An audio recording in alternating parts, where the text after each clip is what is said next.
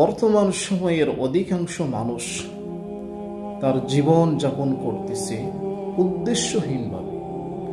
সে দুনিয়াতে কেন আসলো, তাকে কেন সৃষ্টি করা হলো, এই চিন্তা ভাবনা বর্তমান সময়ের অধিকাংশ মানুষের মধ্যে নেই বললেই চলে।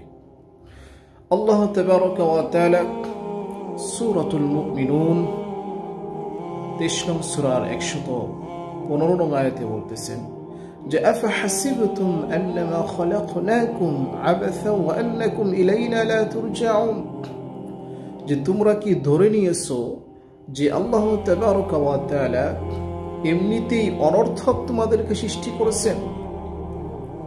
আফাহাসিবতুম আন্নামা খলাকনাকুম আবাসা ওয়া আন্নাকুম ইলাইনা লা তুরজাউন, তোমাদের কি আল্লাহর নিকট প্রত্যাবর্তন করতে হবে না? তোমরা দুনিয়াতে আসছো শুধু খাইবে আর ঘুমাইবে, মরে গেলে এখানেই শেষ না। তোমাদেরকে আল্লাহ একটা উদ্দেশ্য নিয়ে সৃষ্টি করেছেন এবং তোমাদের সকলকে আল্লাহ সুবহানাহু ওয়া তাআলার নিকট ফিরে যেতে হবে।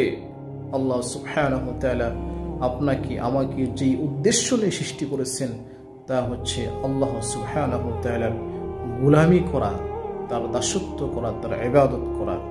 আল্লাহ সুবহানাহু ওয়া তাআলা আরেকটি আয়াতে বলেন যে সূরাতুল কিয়ামার 75 নং সূরার 36 নং আয়াতে যে আয়াহসাবুল ইনসানু আইয়ুতরাকা সুদা, মানুষ কি ধারণা করে, চিন্তা করে, কল্পনা করে যে তাদেরকে এমনিতেই অনর্থক পৃথিবীতে ছেড়ে দেওয়া হবে?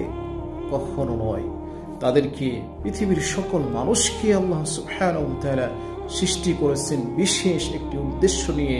আল্লাহ সুবহানাহু ওয়া তাআলা 51 নং সূরা সূরাতুজ যারিয়াতের 56 নং আয়াতে বলতেছেন যে ওয়ামা খালাকতুল জিন্না ওয়াল ইনসা ইল্লা লিয়াবুদুন, যে পৃথিবীর মানুষকে আল্লাহ তাবারাকা ওয়া তাআলা একটি উদ্দেশ্য নিয়ে সৃষ্টি করেছেন, আর তা হচ্ছে পৃথিবীর সকল মানুষ যেন আল্লাহ সুবহানাহু ওয়া তাআলার দাসত্ব এবং গোলামি করে, তার ইবাদত করে, পৃথিবীর সকল মানুষ যেন আল্লাহর গোলাম হয়ে যায়।